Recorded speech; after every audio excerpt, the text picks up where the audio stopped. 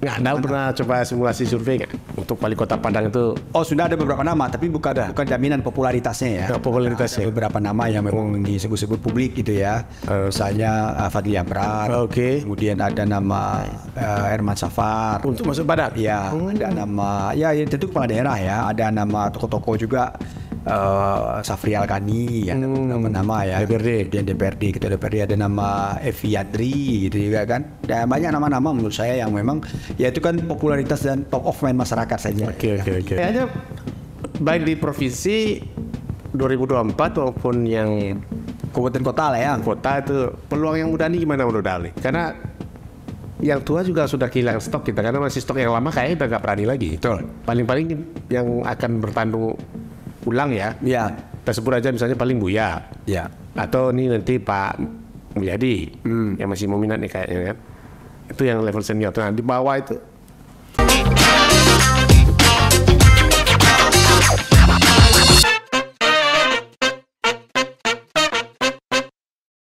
Assalamualaikum warahmatullahi wabarakatuh. Salam BCL. Ketemu lagi dengan Bang Charles Long.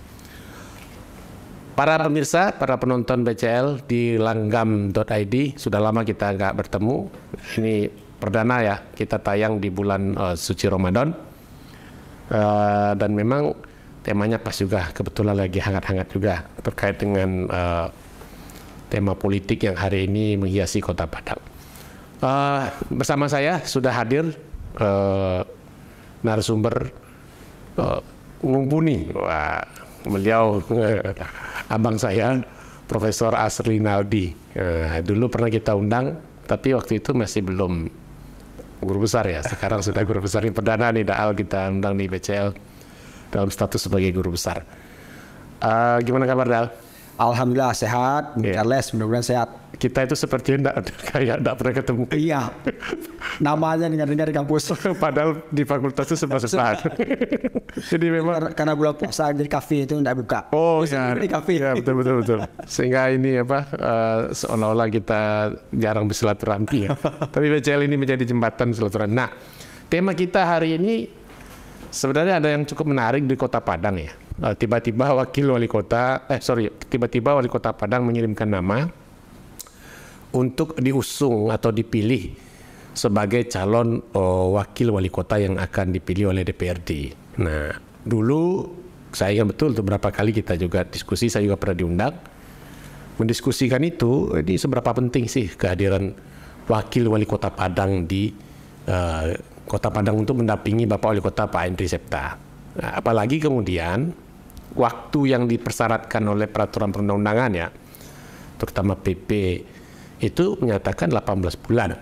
Ini kalau nggak salah tinggal 13 ya. 13 bulan lagi. Nah, sebelum saya ke sana, saya sebenarnya mau tanya dulu nih. Ini Daal saya bacakan ya secara konstitusional. Sebenarnya gini, kita di Kajian Hukum Tata Negara juga sempat mendiskusikan seberapa penting sih hadirnya wakil wali kota itu. Di mana pasal 18 ayat 4 itu menyatakan gubernur, bupati, dan wali kota masing-masing sebagai kepala pemerintah daerah, provinsi, kabupaten, dan kota dipilih secara demokratis. Nah, secara nomenklatur itu nggak disebut sama sekali kata wakil, ya, wakil gubernur, wakil bupati maupun wakil wali kota. Beda halnya dengan ketentuan tentang presiden dan wakil presiden, itu satu nafas itu. Nah, ini pembuka kita ketentuan di konstitusi pasal 18 ayat 4, pasal 45. Tapi secara politik dulu Daal. Menurut Daal, dalam konteks penyelenggaraan pemerintahan, saya yakin Daal juga banyak meneliti ya, buku beliau juga tentang otonomi daerah dan juga desentralisasi kekuasaan, juga melihat sejak tahun 99 nih Daal ya. Itu seperti apa sih sebenarnya kalau kita melihat dinamika hubungan kepala daerah dan wakil kepala daerah? Ya, terima kasih Bung Charles. Terkait dengan keberadaan kepala daerah dan wakil kepala daerah ini memang banyak success story-nya ya, ketimbang success story-nya gitu. Karena faktanya ketika mereka sudah berhasil itu dari hasil penelitian Kementerian Dalam Negeri betul. Hanya 5% yang memang akur gitu. Akur ya. Ya, 95% itu memang tidak akur karena 95% dan itu mereka sudah berniat untuk pisah dan maju di kontestasi pilkada berikutnya. Nah akhirnya banyak orang bertanya kalau gitu untuk apa ada wakil itu. Nah awalnya kalau saya nggak salah itu Prof. Johermansyah Johan juga pernah menjelaskan pemberlakuan wakil kepala daerah ini sebenarnya juga tidak sama rata begitu. Memang melihat pada kondisi logikanya ya, melihat pada kondisi kebutuhan di daerah. Gitu. Karena dalam Undang-Undang 23 2014 itu kan dijelaskan juga kepala daerah kan dapat dibantu oleh wakil, tapi kan terakhir kan direvisi itu memang harus ada gitu kan. Nah cuma kan kita lihat dari rohnya itu memang persoalannya adalah pada kebutuhan di daerah. Nah kalau kita lihat dalam konteks di daerah di Indonesia, apakah semua daerah itu sama persoalan-persoalannya? Kan tidak juga gitu. Ada kota kecil, ada kota menengah, ada kota besar. Nah kalau konteks kota Padang kan masuk kota besar ya, dan bahkan jadi kota metropolitan kalau penduduknya sudah sampai 1 juta nantinya. Jadi sangat bergantung menurut saya itu. Jadi bahasa undang-undangnya mestinya harus ditafsir seperti itu. Ketika Undang-Undang 23 2014 mungkin Bu Charles lebih paham gitu. Tapi ketika kata-kata dapat itu sudah diganti sekarang menjadi harus dan menjadi wakilnya kepala daerah, ya tentu mau tidak mau harus ada. Nah kita mengkhawatirkan kondisi itu ya karena adanya keinginan politik tentunya ya, political will dari para pembuat undang-undang itu untuk menghadirkan itu. Ya saya nggak tahu persis apakah memang tujuannya untuk membantu penyelenggaraan pemerintahan, tapi faktanya kan tidak seperti itu. Itu gambarannya. Nah, kalau bicara tentang urgensi nih, Dal, saya biasa panggil udah Prof. Daal ya. Hari ini kita itu ada sekitar 200-an lebih PJ kepala daerah. Ya. Dan itu mereka nggak pakai wakil. Ya. Tapi kita bisa. Pemerintahan jalan juga gitu. Betul. Nah ini gimana menjelaskannya itu? Karena saya waktu itu sempat ditanya nih, kalau itu logikanya seberapa penting wakil? Ya. Toh PJ itu bahkan dia hanya ASN kan, bahkan ada yang juga dirangkap pejabat pusat yang bola balik. Faktanya pemerintahan jalan sampai sekarang. Ya itu yang saya sampaikan tadi ya, mestinya memang harus ada pertimbangan yang matang untuk memperlakukan wakil ini. Kalau seandainya kotanya atau daerah itu besar, saya pikir perlu. Karena begini, ada urusan-urusan pemerintahan itu yang memang tidak mungkin dihandle oleh satu orang kepala daerah saja gitu. Apalagi kalau memang kita lihat kriteria dari segi jumlah penduduk. Kalau jumlah penduduk yang banyak itu kompleksitas persoalan sosial, persoalan ekonomi, persoalan budayanya, politiknya itu juga banyak. Nah makanya dapat diberikanlah wakil kepala daerah itu. Tapi kalau kota-kota kecil misalnya penduduknya tidak sampai 100.000, kemudian masyarakatnya juga homogen, itu kan tidak perlu sebenarnya itu. Nah saya nggak tahu persis juga apakah memang pertimbangan memperlakukan sama itu karena memang lebih banyak nuansa politiknya dalam konteks mengakomodir kepentingan-kepentingan kelompok yang ada di masyarakat barangkali ya. Nah maka itu dibuat. Nah sepanjang dasar pertimbangannya politik ya tentu bisa saja. Tapi kalau dasarnya pada efektivitas efisiensi penyelenggaraan pemerintahan, tidak semuanya harus punya wakil. Itu pertimbangannya. Artinya poin Daal itu adalah ya kalaupun mau tetap diadakan harus dengan kualifikasi daerah tertentu. Iya, benar. Jumlah penduduk mungkin juga rentang wilayahnya, rentang kendali ya, span of controlnya gitu kan. Seperti kabupaten misalnya, kita tahu di Sumatera Barat beberapa kabupaten memang jauh ya. Ada urusan-urusan yang memang dekat dengan kekuasaan pemerintahan, ada yang masyarakatnya jauh kan, perlu juga diperbantukan di situ. Ya kayak kemarin itu kan misalnya DKI itu. Ya. Anies Baswedan itu sempat lama juga sendiri kan itu. Lalu nanti kita lihat nih di tahun depan itu kan ada beberapa yang tahun ini kalau nggak salah ya. Iya tahun ini dari Jawa Tengah, Jawa Barat itu kan akan diangkat PJ juga ya. Itu kan wilayahnya penduduknya besar juga gitu. Artinya saya masih meragukan itu Dal. Kalau memang karena kan kepala daerah itu juga ada sekda gitu ya, ada asisten macam kan dia juga tidak sendiri begitu. Kalau melihat dari urusan yang diselenggarakan sudah terbagi habis semua gitu. Jadi dalam konteks ini kalau melihat apa yang difungsikan oleh kepala daerah itu kan lebih pada bagaimana mengkoordinir jalannya pemerintahan ini kan. Nah dalam konteks ini kalau memang daerahnya tidak besar dan urusan sudah dibagi kepada dinas, pada sekda juga sebagai asisten juga, ya saya pikir memang tidak ada lagi yang harus dikerjakan. Makanya banyak juga komplain dulu kita dengar kawan-kawan yang menjadi wakil kepala daerah ini, kadang-kadang saya seperti ban serap. Nah, ban serap. Memang ban serap. Kalau ban serap dibawa-bawa oke lah. Tapi tinggal di garasi katanya. Mobil jalan tapi di garasi tinggal. Aku di garasi pasti di toko. Gitu. Nah itu jadi persoalan juga kan. Jadi memang kita berpikir mudah-mudahan kalau memang ada revisi ya memang harus direvisi itu, termasuk barangkali juga terkait dengan otonomi asimetris itu. Ya, oke. Desentralisasi asimetris itu. Jadi tidak semuanya juga harus Seragam ya. seragam gitu. Karena daerah kita memang plural sekali dan sangat-sangat bergantung gitu dengan kondisi potensi yang dimiliki untuk dikembangkan menjadi daerah yang mandiri itu. Ya. Kalau dinamikanya Dal, kan tadi saya ambil poin itu, ternyata memang kemudian dia seperti ban serap gitu ya. Dan juga kalaupun dikasih tugas kan udah dicoba juga dulu ya. Undang-undang kan juga urusan-urusan internal, perjakat kepegawaian jadi wakil. Ternyata juga diintervensi juga oleh kepala daerah satu. Yang kedua, membaginya pun seperti apa? Karena mereka itu kan satu kesatuan ya. Kalau dibagi justru akan muncul kan matahari kembar.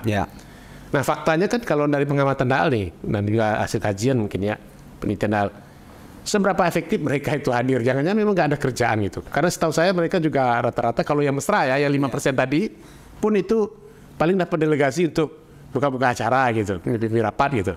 Saya setuju itu, Bung Charles ya. Karena memang fakta yang kita temukan itu ya tergantung pada kebaikan dari kepala daerah gitu. Kebaikan. Iya, kalau kepala daerahnya percaya tolonglah diberikan sejumlah urusan yang kontrolnya. Tapi kalau enggak ya tetap lapor ke dia, tetap dia memutuskan kepala daerah gitu. Kan itu yang tidak tegasnya gitu. Karena memang di dalam undang-undang itu memang sudah dibunyikan tapi tidak tegas juga seperti apa. Tergantung pada kesepakatan politik. Nah, yang celakanya adalah ketika wakil kepala daerah itu merasa bahwa dia punya kontribusi untuk paling berkontribusi. Sehingga ketika tidak diberikan kewenangan dia bisa menuntut. Anda menang karena saya juga. Anda menang karena saya berkontribusi, saya punya juga konstituen. Nah, ini yang membuat konflik itu menjadi-jadi gitu. Nah, kita melihat lah banyak daerah yang sekarang ini juga wakil kepala daerahnya tidak difungsikan. Pemerintah jalan juga, betul kata Bung Charles, jalan juga, tidak ada. Jadi dia hanya sekedar untuk pajangan saja, tapi tidak ada fungsi gitu. Kan tidak efisien penyelenggaraan pemerintahan, kan tidak efektif. Itu barangkali yang perlu kita kritik juga kepada undang-undang ini gitu. Karena kan gini juga Dal, kalaupun mau difungsikan ya fungsi apa mau diberikan gitu. Nah akhirnya disepakati bersama dia. Fungsi delegatif aja kan, mewakili aja. Betul. Tapi mengambil keputusan strategis kan tetap bupati atau kepala daerah. Artinya kan memang ya suka tidak suka memang mereka harus sadar juga kan begitu bahwa memang jadi wakil itu, saya pernah ditanya juga, jadi wakil memang seperti itu gitu. Ya kalau begitu aku bedanya wakil. Kalau hanya menerima itu yang kemudian kita pertanyakan di forum ini kan, untuk apa? Gitu, kan? Benar juga. Tapi begini, kalau seandainya ditegaskan di undang-undang, saya setuju. Kenapa begitu? Misalnya kita lihat lah dalam konteks Kota Padang. Padang ini kan sangat kompleks ya. Betul. Belum lagi kota-kota kayak DKI, Medan dan seterusnya. Saya pikir tidak akan mampu menghandle sendiri gitu. Itu perlu. Artinya apa? Urusan-urusan publik itu kan tidak semuanya terfikirkan oleh kepala daerah. Nah, dinas pun asik dengan urusan dia sendiri. Betul. Nah, sektoral. Nah, belum lagi persoalan eksternal, investasi, persoalan yang lain-lain lah. Jadi kalau ada wakil kepala daerah, dia bisa berbagi di sana. Cuma pembagiannya menurut saya memang harus ditegaskan dan dijelaskan dalam undang-undang. Ketimbang hanya dibuat umum dan mengambang, akhirnya yang menentukan juga kepala daerah gitu. Nah, ini sumber sengketa karena wakil kepala daerah juga merasa bahwa saya juga punya kontribusi. Cuma posisi kita aja berbeda. Saya juga punya urusan dong, kan itu pertanyaannya kan. Nah ini yang saya minta. Kalau tidak ada diatur undang-undang supaya tidak ada konflik ya hapus saja wakil kepala daerah itu gitu. Karena kan gini dah, melihat ini kan sebenarnya koalisi juga sebenarnya kalau kita lihat pernyataannya ya. Terpilihnya gubernur, bupati, wali kota itu kan koalisi lah. Partai. Ya sama lah di nasional kan juga. Tapi kan ada yang berbeda. Begitu mengisi kabinet. Kalau kita di daerah itu kan yang diisi kan dinas. Dinas itu kan semuanya ASN. Jadi nggak bisa itu kemudian representasi koalisinya seperti apa kan bisa. Kalau di pusat oke lah dibagi ya. Kementerian ini, partai ini agak tenang lah begitu ya. Nah kalau ini kan mau membaginya gimana? Mungkin saja kita tidak tahu, Bung. Tapi bisa jadi di belakang deal anunya ada deal personal mungkin ya. Tapi secara ikatan organisatoris mereka nggak punya kan gitu. Tapi dalam konteks dia berafiliasi kemana, itu jelas ya. Kita kan tidak tahu nih. ASN kan juga makhluk politik. Itu dia. Dan dia juga terlibat juga dalam proses pilkada walaupun mengatakan dia netral, tapi semua orang tahu mana posisinya. Bahkan bersikap untuk tidak berpihak kepada pasangan calon muda yang dianggap berpolitik juga gitu. Jadi memang dilema bagi ASN. Nah, ujung-ujungnya apa? Ujung-ujungnya adalah wakil kepala daerah dan kepala daerah itu untuk menempatkan siapa yang menjadi ini ya paling tidak juga ada rekomendasi dari partai koalisinya. Walaupun ini susah dibuktikan ya, tapi kita dengar cerita, mungkin Bung Charles juga dengar ya, memang ada yang mendorong dirinya untuk menemui si Anu, tolong perjuangkan. Memang begitulah faktanya gitu. Tapi itu kan representasi personal juga, personal, lebih pada personal. Kalau di pusat kan jelas Pak. Karena posisi jabatan politik kan menteri. Nah, kalau ini kan memang jabatan birokrasi ini kan sudah ada karirnya. Betul. Ya. Nah, kita ke kasus Padang nih, Dal. Ya. Kalau saya jadi Antisepta, ya, saya kan berpikir nih, Dal. Dan ini jangan-jangan dia dipikirkan dulu. Ngapain saya ngisi jabatan wakil? Toh saya juga bisa jalan. Sampai sekarang jalan. Ya. Lalu ya pada satu titik ini wakil kan bisa jadi saingan saya nanti. Betul. Karena kan dari kejadian yang ada, untuk apa kita ngangkat wakil kalau akhirnya toh mau berkelahi juga kan, mending nggak usah gitu kan. Biarlah nggak ada wakil tapi damai gitu. Nah, tiba-tiba ini berubah. Kalau tiba-tiba kemudian munculkan nama, dari segi ketentuan juga udah 18 bulan itu udah lewat. Nah, Anda sebagai orang politik nih ngelihatnya apa sih? Ya, jadi dari awal mengenai ketentuan 18 bulan lewat ini, saya waktu ada beberapa kawan bertanya, saya bilang bagusnya DPRD konsultasi dulu lah ke Depdagri. Dan ternyata hitungan Depdagri menurut Undang-Undang 18 bulan itu sejak pelantikan wakil wali kota menjadi wali kota. Di 21 bulan April tahun 2021 itu dihitung 18 bulan. Jadi masih memungkinkan, bukan berakhir masa jabatan waktu yang berjalan hari ini gitu. Kalau berjalan hari ini memang 13 bulan lagi. Tapi sejak dilantik dia menjelang berakhirnya masih lewat 18 bulan. Itu saya dapatkan informasi dari Ketua Panitia waktu itu Pak Aye ya, untuk ada dialog di RRI gitu. Dijelas seperti itu. Nah, berarti sudah duduk itu. Nah, sekarang pertanyaannya, apakah memang wakil dibutuhkan? Nah, ini memang betul kekhawatiran-kekhawatiran itu. Tapi kan desakan publik ini. Ini kan bahasanya bahasa publik ini. Enggak, saya rasa udah tenang orang-orang. Sebenarnya iya. Kaget aja kemarin kan tiba-tiba. Di apa ya? Kalau nggak salah juga DPR juga pernah memanggil. Karena sudah ada nama dari PAN. Kemudian PKS sudah tidak mengirim nama gitu. Nah, jadi barangkali karena desakan PKS mungkin. Justru bukan, ya bisa jadi di PKS karena nama sudah ada masukan dulu kan. Tapi kan PKS juga minoritas kalau dihitung secara keseluruhan. Ya, kita kan melihat tarik ulurnya itu. Pertama diajukan oleh PAN, PKS tidak mau mengirim nama. Kemudian ketika PAN sudah tenang-tenang, PKS tidak mau, PAN tidak mau. Nah, sekarang baru bertemu gitu. Nah, karena memang kabarnya DPRD juga sudah mendesak dan menginginkan agar wali kota segera untuk mengajukan nama itu. Dan alasan terakhir kan tidak ada nama yang masuk itu dari PKS. PKS masukkan yakin mau tidak mau tentu harus dimasukkan dari PAN itu. Nah, sekarang sudah ada di DPRD. Nah, insya Allah tanggal besok lah ya, tanggal 5 ya.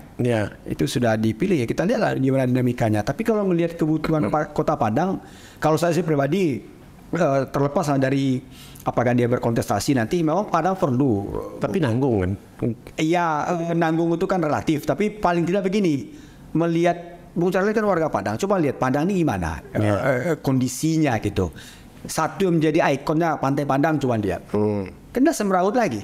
Padahal itu ikonnya itu, pariwisata gitu kan.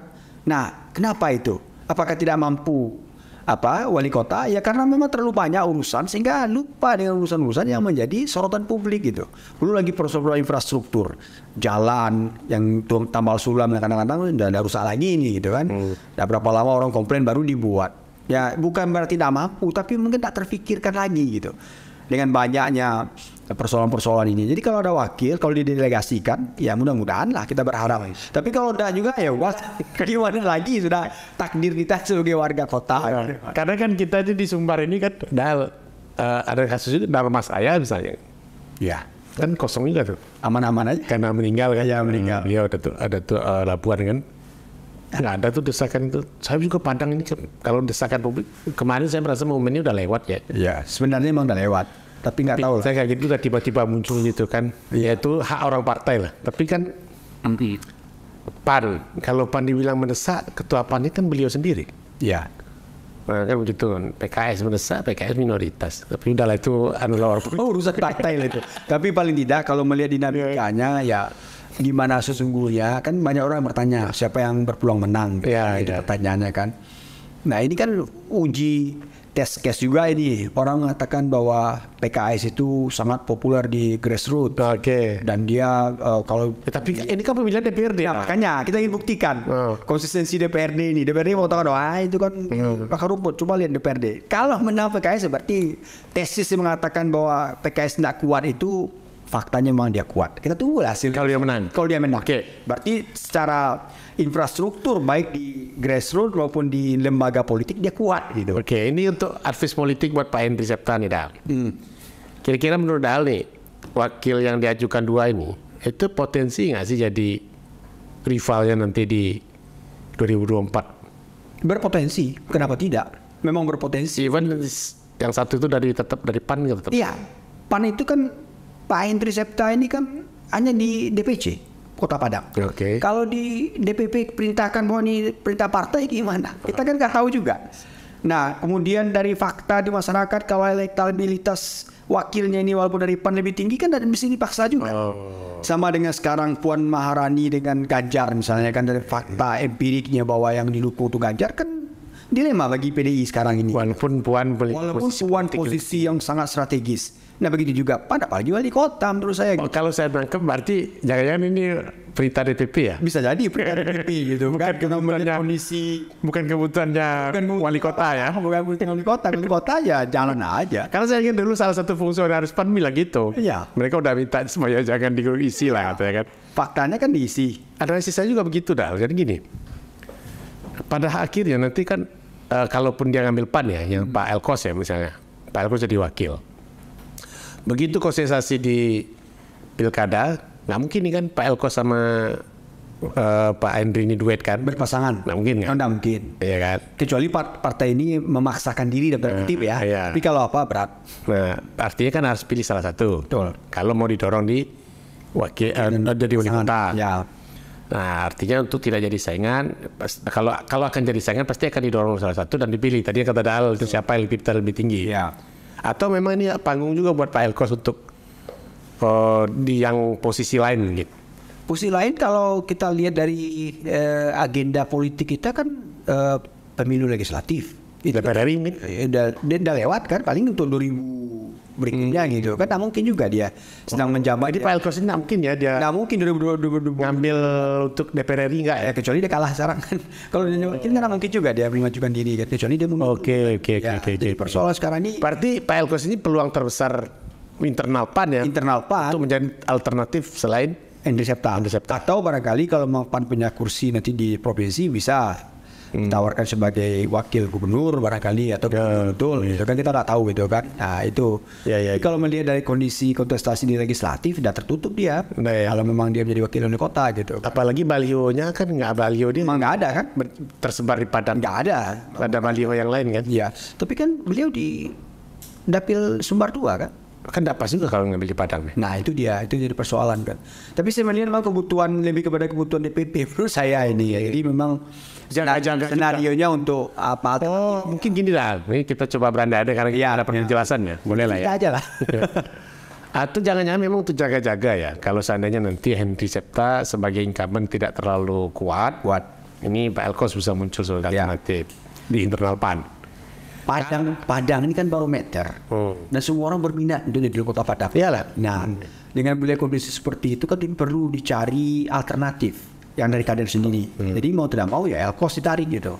Nah, kalau enggak nanti dia kan bisa dibangun narasi oleh rivalnya terutama dari PKS lah yang sudah sekian tahun di Padang ya. Ya. Nah, milih PKS justru semakin lebih berat ya. Jadi kasihan juga Pak Henry Septa ini dilema.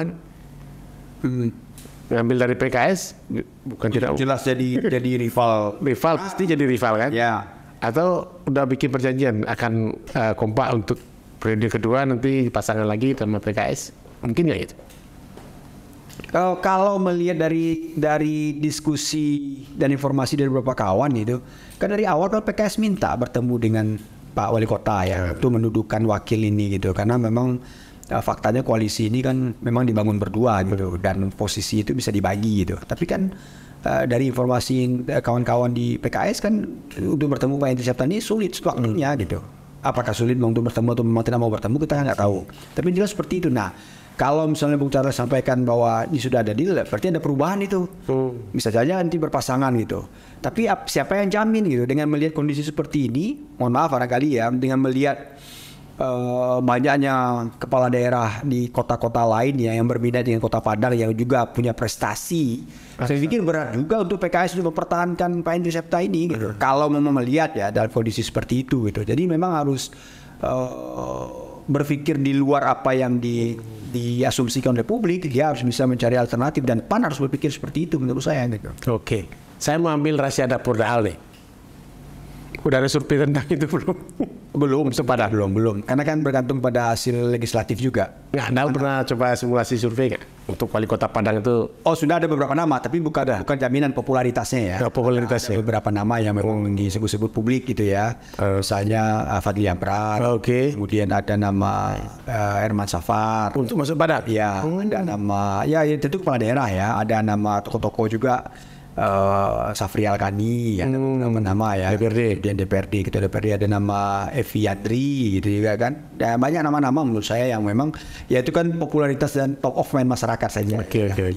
Tapi untuk melihat secara spesifik itu memang perlu harus menunggu dulu gitu. Artinya yang berpeluang untuk dicalonkan itu kan bergantung pada suara legislatif nanti gitu. Tapi nama-nama itu ya sudah ada untuk diwaspadai gitu. Nah, secara umum nih Daal.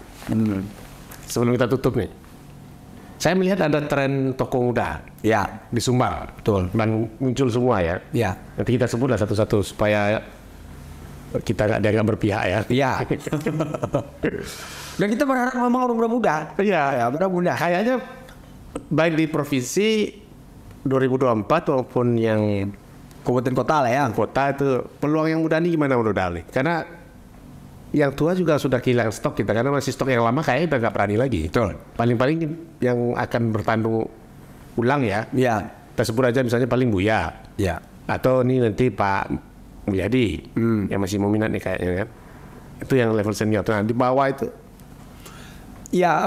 Saya melihat nama-nama ini kan sekarang lagi memposisikan diri ya. Positioning ya, artinya melihat peluang itu sekecil apapun akan dimanfaatkan. Betul nama yang Bung sampaikan tadi itu ada nama Buya, ada nama Mulyadi. Tapi kita kan lupa juga ada nama Andre Rosiade, ya. Ada nama Sultan Rizka. Ada nama yang untuk apa ya, untuk gubernur ya, ada Fadli juga bisa juga, mungkin wakil gubernur atau apa nama Canpar. Ada nama Herman Safar juga, ada nama Henry Septa juga. Kita harus sebut juga nama beliau dong. Udah waktu jangan lupa. Nah ya, Audi Joinaldi. Dan saya memang berharap memang yang muda-muda ini. Kita merasa bahwa mereka tuh masih progresif, masih semangat ya. Jadi tidak pada posisi konservatif ya.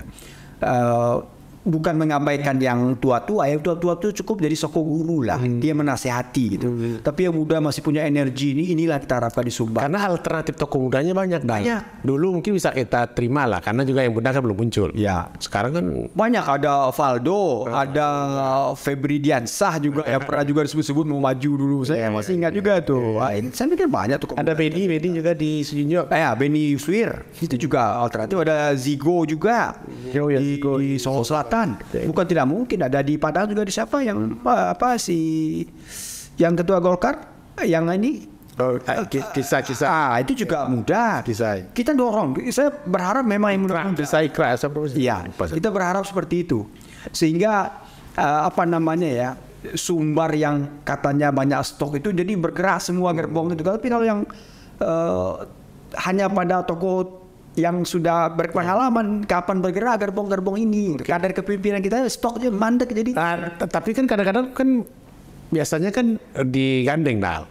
Yang tua menggandeng yang muda itu kan biasanya. Ya, menggandengnya mungkin jadi wakil gitu-gitu kan. Masih laku nggak sekarang? Saya pikir laku lagi gitu. Biasanya kan udah diketahui. Sudah jenuh ya melihat seperti itu. Ternyata juga hanya sebagai simbol saja untuk menarik suara. Sekarang orang berpikir bagaimana yang muda menggandeng yang tua lagi gitu. Yang muda itu jadi kepala daerah, yang tua itu kepala dulu tuh Pak Gamawan dengan ini. Pak Gamawan dengan Pak Marlis ya. Nah itu dia. Sultan Rizka dengan Datuk Labuan. Oh iya betul. Itu juga begitu, kenapa tidak? Dia hanya menasihati secara spiritual. Pak Jokowi dengan Pak Ma'ruf Amin. Paling aja sekarang. Dan peluang bertengkarnya juga tipis. Dia tidak mau. Dia tidak mau gitu kan. Ya karena kalau dia yang muda wakil, pasti dia kan ingin apa energinya kan tinggi itu ya untuk berbuat, untuk ini dan segala macam. Sementara ditahan. Ternyata Itu banyak contohnya di daerah kita ini. Di Kabupaten Solo. Kemudian di kan muda juga tuh. Pesisir Selatan. Pesisir Selatan. Di Bengkulu Kota. Betul. Nah, yang muda-muda juga ini. Jadi barangkali memang harus kita beri ruang lah. Yang muda yang tak terpakai mereka ini. Nah, sayang kan energi mereka masih ada gitu. Ya, di rumah kota ya kan? Iya, betul. Nah, kita berharap mudah-mudahan Pilkada 2024 ini menghasilkan tokoh-tokoh muda yang bisa dipanutan bagi anak muda kita itu. Sekarang anak muda kita ini kan kehilangan figur. Apalagi kan pemilih ya generasi muda. Pak. Generasi milenial itu ada sekitar 25% dari BPS ya. Generasi Z ya yang ini ya. Itu ada 7%. Y ya, setelah total karena semuanya sampai generasi yang 80-an itu 75 berarti kan dibagi aja segmen 3 segmen kan 75 rata-rata gitu. Dan itu memang besar gitu. Nah, yang kita kekurangan stoknya perempuan. Padahal itu ranah Bunda Kanduang. Kenapa ini yang saya juga pikir kenapa tidak ada gitu. Ini menarik juga untuk diskusikan di topik mendatang maksud saya. boleh. Bicara tentang perempuan, peluang politisi perempuan di Sumatera. Padahal apa kurangnya Minangkabau dengan aktivis perempuannya kan sama dengan Aceh gitu kan. Tapi buktinya enggak terlalu ini kan. Di kepala daerah belum ada. Belum ada. Wakil pun ya. Terakhir maju Bu Betty, tapi kalah kan. Nah, mana lagi kepala daerah? Yang di wakil kepala daerah tidak ada. Nah, ini menariknya begini. Saya pernah kalau di survei tentang perempuan ini ada kita lakukan ini sejak tahun 2020 kemarin waktu pilkada itu. Ketika kita tanyakan itu apakah ada perbedaan cara pandang pemilih terhadap laki-laki dan perempuan, nggak ada, sama saja gitu. Apakah ada sistem nilai budaya kita yang menghalangi perempuan, nggak juga gitu. Nah, yang menariknya ketika ditanyakan, nah kalau ada calon perempuan dan calon laki-laki yang sama-sama punya potensi dan sama-sama kapasitasnya sama, pilih mana yang cenderung? Nah, yang banyak memilih laki-laki. Yang saya tidak ingat angkanya, tapi yang banyak itu ragu-ragu, artinya masih ragu udah milih perempuan ini. Kelas. Ya, perempuan tidak banyak, lebih banyak milih laki-laki, tapi ragu-ragunya angkanya tinggi. Katalah misalnya angkanya, saya tidak ingat angkanya itu ada dirilis itu di media itu. Ini 29%, yang ini 60%, yang perempuan 10%. Jadi yang ragu-ragu ini, ya kita lihatlah, nah gitulah bahasanya gitu. Nah, artinya peluang perempuan itu ada tinggal faktor X mendorong dia untuk memilih perempuan, apalagi orang Minang. Nah, itu barangkali kita dorong gitu. Itu tema berikutnya Dal ya. Siap. Banyak aktivis perempuan yang undang. Saya yakin nih akan langganan sama Dal. Banyak pokoknya sampai dengan 2024 kita siap. Kita diskusikan. Karena di suasana Ramadan kita menjelang pemilihan wakil wali kota. Ada air haus ya. Biasa nih Ramadan kira. Ada ngasih kopi dah. Kopi kan ada kopi dalam dulu. Oke, menarik kalau dibahas terus ya, dan saya pikir ada beberapa hal tadi kita diskusi terkait dengan posisi wakil kepala daerah seberapa penting, dan juga ya termasuk juga bagaimana kondisi Kota Padang kita hadapi hari ini. Mungkin masyarakat Padang bisa menilai sendiri ya, saya nggak mau menyebutkan nanti dibilang memburuk-burukkan gitu karena membaik-baik kan tidak boleh jadi ria dan sombong nanti. Jadi masalah gitu. Masalah. Jadi silakan ke publik. Serahkan ke publik saja untuk menilai apakah memang kemudian kondisi Kota Padang hari ini memang karena ketiadaan wakil itu. Dan kita lihat juga mudah-mudahan ya ini betul-betul memang karena niat untuk mengaktifkan pemerintahan sehingga begitu terpilih wakil besok bisa bekerja bersinergi dengan kepala daerah atau wali kota dan bisa melakukan akselerasi percepatan mengejar ketertinggalan atau mungkin PR-PR yang masih ada di sisa masa jabatan beliau Pak Henry Septa. Saya pikir itu aja Dal ya. Baik. Terima kasih banyak Dal atas kehadirannya. Saya akhiri demikian BCL kali ini. Assalamualaikum warahmatullahi wabarakatuh. Salam BCL. Waalaikumsalam.